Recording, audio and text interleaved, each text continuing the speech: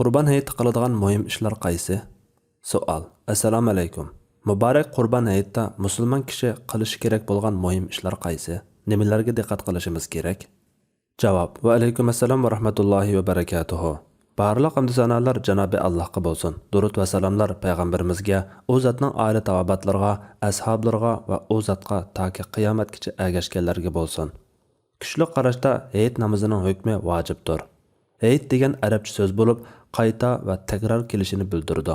Hayitmo har yili bir qatam kelib, shodlik, xushallik tuyg'usini qo'zg'aydi. Har bir millatning ma'lum munosabatlarda tabriklaydigan hayit ayamlar bo'ladi. Bu barliq insonlar jamiyatlarida bor an'ana. Chunki inson tabiati ma'lum munosabatli kunlarda to'plashib, xushal-xuram vaqt kechirishni yoqtiradi. Biz musulmonlarning yilda bir keladigan ikki hayiti, ro'za va Qurban hayitidan iboratdir. Musulmonlar bu hayitlarning ma'nosini tushunishi, ruhini his qilishi, bu munosabatni fursat bilib to'g'ri foydalanish kerak. Chunki bu dinimizning belgilamasi bo'yicha musulmonlar tantana qiladigan alohida murosimdir. Musulmonlarning hayit ayamlari yillik dam olish munosabati bo'lmasdan, balki shaxs va jamiyatning hayotiga zo'r ta'sir ko'rsatadigan shodlik va xayr-saxovat, barakat, ibodat murosimidir. Ro'za hayit islomning ruknlaridan biri bo'lgan ro'za tutishga chetishlik bo'lsa, Qurban hayit islomning boshqa bir rukni bo'lgan haj ibodatiga, qurbonlik qilish, Allohni zikr qilish, sadaqa qilish qatorliq fazilatli amal ibodatlarga chetishlik bo'lib, bu munosabatda musulmon kishi Janobi Allohning savobini umid qilib, dunyo va oxiratlik xayrlikdan bahramand bo'lishga tirishadi. Biz tuvanda bu ulug' ayamga munosabatlik muhim ishlarni bayon qilib o'taylik. Birinchi, musulmonlar hayit ayamlarda boshqalardan farqlanib turishi kerak. Aisha radhiyallohu anha rivoyat qiladi-ki, payg'ambar sallallohu alayhi va sallam: "Ey Abu Bakr, har qanday bir qavmning hayit ayimi bo'ladi. Bu bo'lsa bizning hayitimizdir" degan. Buningga asosan musulmonlar hayit ayam va tabriklash faoliyatlarida boshqa yot millatlardan farqli va alohida bo'lishi, kiyim kiyishda, yasanishda, yemak-ichmakda va xushallik izhor qilish qatorliq barliq jihatlarda yot millatlarning hayit bayramlarini tabriklamasligi va ularga qatilmasligi kerak. Hatto kichik bolalarni yot millatlarning hayitlariga qatnashtirmaslik kerak. Anas radhiyallohu anhu rivoyat qiladi-ki, payg'ambar sallallohu alayhi va sallam Madinaga kelganda madinaliklarning o'yin tomosha qiladigan ikki bayram kuni bor edi. Rasululloh ularga Alloh taolo u ikkisining o'rniga uningdan yaxshiroqni almashtirib berdi. Ro'za hayit bilan Qurban hayit kuni degan. Hafiz Ibn Hajar bu hadisdan mushriklarning bayramlarda xushallik izhor qilishning va ularga o'xshab olishning makruhligi ilingan degan. Musulmonlar jamiyati mushu ikki hayitga o'xshash munosabatlarida o'zining mavjudiyatini ayrim bir millat ekanligini his qiladi hamda bu murosimlar musulmonlarga o'zlarining musulmonligini eslatadi. Ikkinchi, hayit kunida ro'za tutish harom. Chunki bu ro'zadan eg'iz ochadigan, qurbonlik bo'g'izlangan moldan yeydigan Qurban hayit kunidir. Hakim ibn Abu Hurra al-Aslami rivoyat qiladi-ki, u Ibn Umar radhiyallohu anhumadan har kuni ro'za tutaman deb nazar qilib olgan va u kunlarga Qurban hayit yoki ro'za hayit udul kelib qolgan bir kishi to'g'riliq so'ralganda uning mundoq deganligini anglagan. Sizlarga Rasululloh yaxshi ulgudir. Ahzab surasi 21-oyat.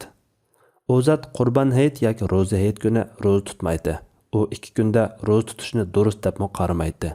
Zuhri ibn Azhar radhiyallohu anhuning azodgardisi Abu Ubayddan rivoyat qiladi-ki, men hayitni Umar ibn Xattob radhiyallohu anhu bilan birga o'tkazgan edim. U bu ikki kun Rasululloh sallallohu alayhi va sallam ro'za tutishdan cheklagan kunlardir. Biri ro'zanlardan eg'iz ochgan ro'za hayit kuni, yana biri qurbonliqlarni yeydigan Qurban hayit kuni dedi. Hafiz ibn Hajar deydi: bu hadisdagi bu ikki kunni sifatlash bu ikki kunda ro'za tutmay eg'iz etishning vojibligining illati hukm chiqarishda ta'sir ko'rsatadigan sifatiga ishoradir. U bo'lsa-mu, ro'za hayitda ro'za tutishni tamomlab, Ramazon ro'zasini undan keyin ro'zadan ayirish, Qurban hayitda bo'lsa, qurbonlik qilib bo'g'izlangan moldan yeb foydalanishdir. Chunki u kunda ro'za tutish yo'lga qo'yilsa edi, u kunda qurbonlik qilish foydasiz bo'ladi.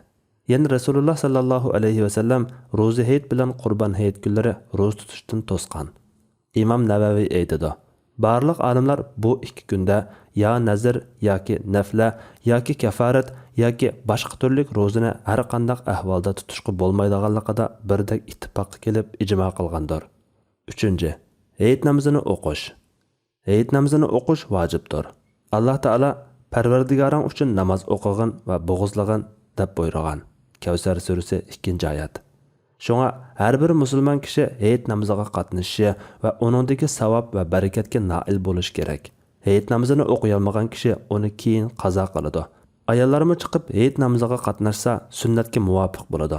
Chunki payg'ambar sallallohu alayhi va sallam ayollarni elib chiqishga buyurgan. Hatto kiyimi yo'qlarni boshqalardan o'tni elib kiyib chiqishga, hayizdarlarning chiqib nariroq turib namozni ko'rishga va xutba anglashga buyurgan. Bu namozning vojibligini bildirdi. Hafsa binti Sirin rivoyat qilib mundaq deydi: Biz yosh qizlarimizni 2 hayit namoziga chiqishdan to'satdik. Bir ayol kelib, Bani Xalafning qasriga tushgan edi. Men u ayolni yo'qlab bordim. U ayol o'zining yezinasining payg'ambar sallallohu alayhi va sallam bilan 12 g'azotga qatnashganligini, qiz qarindishining yo'ldoshi bilan 6 g'azotga payg'ambar sallallohu alayhi va sallam bilan birga jang qilganligini bayon qilib, hamshirasining mundaq deganligini aytib bergan. Biz yaradorlarni davolaydik. Men Rasulullohdan: "Ya Rasululloh, birarimizning purkanchisi bo'lmasa, hayit namozlariga chiqmasami bo'lamdi?" deb so'ragan edim. Rasululloh do'sti uningga purkanchilardan kiydirib qo'ysin. Omu yaxshi so'rinlarga va musulmonlarning duolariga qatnashsin dedi. Hafsa aytdi: Ummu Atiya radhiyallohu anha kelganda men uningdan: "Siz Rasululloh sallallohu alayhi va sallamdan mushundaq hadisni anglaganmi?" deb so'ragan edim. Ummu Atiya: "Ha, atam peda bo'lsin." Ummu Atiya qachonki payg'ambar sallallohu alayhi va sallamni tilga olsa, atam peda bo'lsin deb qo'yatdi. Men o zatning talat o'ziga chiqmaydigan bo'yog'i yetgan qizlar yoki bo'yog'i yetgan qizlar va talat o'ziga chiqmaydigan qiz cho'kanlar va hayizlarlar chiqib yaxshi so'rinlarga, mu'minlarning duolariga qatnashsin. Hayizlarlar namoz o'qiydigan joydan ayrilib tursin deganligini anglagan dedi. Men hayizlarlarmi chiqamdi degan edim. Ummu Atiya radhiyallohu anha: "Hayizlarlar Arafatga mundaq yerlarga chiqadi-ku" dedi. Hayit namozini kun nayzi bo'yi o'rliganda o'qiydi. Eng kechikkanda kun tiklashgacha o'qisa bo'ladi. Hayit namozi 2 rakat bo'ladi. Namozdan keyin xutba o'qiladi. Xutba o'qilayotganda aldirash ishi borlar qaytib ketsa bo'ladi. Hadisda buning ruxsat qilingan. 4. Yo'yinish. Barliq olimlar hayit namoziga yo'yinishni mustahab deb qaragan. 5. Ro'za hayitda nashta qilib o'tib namozga menish, Qurban hayitda nashta qilmay turib namoz o'qib, andin qurbonlikning go'shi bilan nashta qilish mustahab. Rasululloh sallallohu alayhi va sallam ro'za hayit kuni nashta qilmay namozga mangmaydi. Qurban hayit kuni namozdan qaytmoqcha nashta qilmaydi. Imom Ahmad namozdan qaytib qurbonlik qo'yining go'shidan yeydi deb rivoyat qilgan. Yana bir rivoyatda namozdan qaytganida qurbonligining jigiridan yeydi deb kelgan. Yuqorqilarga asosan bu kunlarda ro'za tutish cheklangan bo'lg'achqa buni ta'kidlash uchun nashta qilib o'tish kerak. 6. Hayit kunida takbir aytish. Bu Qurban hayitidagi muhim sunnatlarning biri. Bu takbir unlik aytiladi. Unlik aytishdan maqsad islom ibodatlarini jakarlash va Allohni ulug'lashni izhor qilish, shundaqla g'ofillarni uyg'otishdir. Janobi Alloh Qur'on Karimda ma'lum kunlarda Allohning ismini aytsin degan. Haj surasi 28-oyat. Qurban hayit kunimi mushu ma'lum kunlarning biridir. Umar radhiyallohu anhu Minodagi chidirida takbir aytadi. Buni masjiddagi jamoat anglab, ularmi takbir aytishga boshlaydi. Bozordagi kishilarmi takbir aytib, Mina takbir ovozidan titrab ketadi. Ibn Umar radhiyallohu anhuma Minada turgan muddat ichida mayli namozlardan keyin bo'lsin, mayli to'shkida bo'lsin, xoy chidirda bo'lsin, xoy o'ltirgan yoki mang'anda bo'lsin, hammasida takbir aytadi. Maymuna radhiyallohu anha qurbonlik qiladigan hayitning birinchi kuni takbir aytadi. Ayollar tashriq kunlarining har kechasi masjidda erlar bilan birlikda Madina amiri Aban ibn Osman va xalifa Umar ibn Abdul Azizlarga ergishib takbir aytadi. Imom Zuhri rivoyat qiladi-ki, kishilar uylaridan chiqib namoz o'qiydigan joyiga kelguncha va imom namozga chiqquncha takbir aytishadi. Imom namoz o'qishga chiqsa jim bo'lishadi. Takbir aytsa takbir aytishadi. Takbirni mundaq aytadi: Allohu akbar, Allohu akbar. La ilaha illalloh vallohu akbar. Allohu akbar va lillahil hamd. Abu Hanifa rahmatullahi alayhining qarshida Arfa kuni, Arafat kuni bomdoddan keyin takbir aytish boshlanib, Qurban hayitining birinchi kuni asrdan keyin oyoqlashtirdi. Ya'ni 8 namoz orqada takbir aytdi. imomning ikki shogirdidan kelgan qarashda harf kuni bomdoddan keyin takbir aytish boshlanib, Qurbon hayitining 4-kuni asrdan keyin oyoqlashtirdi. Ya'ni 23 namoz orqadan takbir aytidi. 7. O'zaro tabriklashish. Ayamlarga muborak bo'lsin degandek so'zlar bilan tabriklashish bu hayitda qilinadigan faoliyatlarning muhimlaridan biridir. Buning ijtimoiy roli ko'p. Sahobalarmo hayit kuni bir-biri bilan uchrashganda tabriklashgan. Yana bu kunlarda sil rahim qilinadi. Kishilar o'zaro adovatlarini yuyib salomlashadi. 8. Hayit kunida chiroyli kiyinish. Jabir ibn Abdullah radhiyallohu anhu rivoyat qiladi-ki, payg'ambar sallallohu alayhi vasallamning 2 hayit va juma kunida kiydigan bir to'ni bor edi. Hazrat Abdullah ibn Umar radhiyallohu anhu mo hayit kunida eng chiroyli kiyimlarni kiyadi. Shunga har bir musulmon kishi hayit namoziga chiqishdan burun eng yaxshi kiyimlarni kiyish kerak. Lekin ayollar zibu zinnat bilan yasinib, atir chechib chiqsa bo'lmaydi. Balki to'liq yo'ginib, kirim qilmay chiqishi, tar va yerim yalang'och kiyim kiymasligi, erlarga surkelmay yiroq turish kerak. 9. Hayit namoziga bir yo'ldan berib, boshqa yo'ldan qaytish. Jabir ibn Abdullah radhiyallohu anhu mo payg'ambar sallallohu alayhi vasallam hayit namozidan qaytganda yo'lini o'zgartirdi deganligini rivoyat qilgan. Bu hadisdan hayit namozi o'qiladigan joyga boshqa yo'ldan berib kelishning mustahabligi chiqadi. Ko'pchilik olimlar shunday qaraydi. Buningdan hikmat ko'p.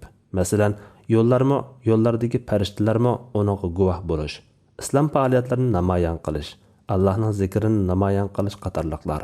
Buning hikmati bilinmagan taqdirdami Rasululloh sallallohu alayhi vasallamga agish uchun shunday qilish lozim. 10. Sadaqa berishga buyurish. Ata rivoyat qilib deydi-ki, men Ibn Abbas radhiyallohu anhumaning mundaq deganligini anglagan edim. Guvohlik beramanki yoki Ata dedi. Men Ibn Abbas radhiyallohu anhumaning mundaq deganligiga guvohlik beramanki, payg'ambar sallallohu alayhi vasallam so'zimni ayollar anglayolmamdikin deb Bilal bilan erlar sabidan chiqib, ayollar tarafga kelib, ularga so'z qilib, ularni sadaqa qilishga buyurdi. Ayollar halqa va o'zuklarni tashlag'ili, Bilal bo'lsa etikini tutib yiqqili turdi. İmam Navaviy bu hadisdan ayollarga vaz-nasihat qilish, ularga oxirat islom ahkomlarini eslatish va ularni sadaqa qilishga buyurishning mustahabligi chiqadi deydi. Albatta, Rasululloh sallallohu alayhi vasallam erlar jamoatiga sadaqa to'g'risida vaz-nasihat qilgan bo'lish kerak. Hayit ayam degan shodlik, xushallik kuni bo'lg'achqa, yo'qsullarga sadaqa qilib, ularni xush qilgandila, ondan insonning xushalligi mukammallashadi. Qilgan xayr ihsoni sababidan vijdoni rohatlab qoladi. 11. Hayit namozidan ilgari keyin nafl namoz o'qilmaydi. Abdullah ibn Abbas radhiyallohu anhuma Nabiy sallallohu alayhi vasallam ro'za hayit namozini 2 rakatla o'qib, uning oldi-keynida hech qanday namoz o'qimadi deb rivoyat qilgan. Bu albatta masjidda emas, ochiq maydonda o'qisa shundoq. Ammo hayit namozini masjidda o'qigan ahvolda oldida 2 rakat tahiyyatul masjid namozini o'qish kerak bo'ladi. 12. Qurbonlik qilish. Qurbonlik qilish qudrati borlarga vojib, ba'zilar sunnat deb qaragan. Qurbonlik qilishni Alloh taolo insonlarga kengchilik qilib, ne'mat qilib bergan hamda bu Ibrohim alayhisalomdan tartib qilinib kelgan sunnat. Shundaqla islomning va hayit ayamning bir shuari va alomati. Qurbonlik qilish vaqti hayit namozini o'qib bo'lgandan tartib, hayitning 3-kuni digargacha bo'ladi. Ibn Umar radhiyallohu anhuma qurbonlik qilish vaqti qurbonlik kunidan keyingi 2 kundir degan. Ba'zi olimlar hayitning 4-kunining namoz digargacha bo'ladi deb qaraydi. Lekin hayit namozidan burun bo'g'izlasa qurbonlikqa hisob bo'lmaydi. Qurbonlikning go'shi 3 ulushga bo'linadi. Biri o'zi va uydagilarga, yana biri kambag'allarga, yana bir ulushi urug' tuqqan va qo'shnilarga beriladi. Bir oilada turadigan ota-ona va kelin qatorliqlarga bir qo'y kifoya qiladi. Kala va tuga qurbonlik qilsa 7 kishiga qadar sheriklashib qilsa bo'ladi. Qurbonlik qiladigan qo'y ayib nuqsonlardan xoli bo'lishi shart. Chunki bu Allohga taqdim qilinadigan ibodat. Shunga eng sog'lom, semiz va chiroyli qo'yni tanlaymiz.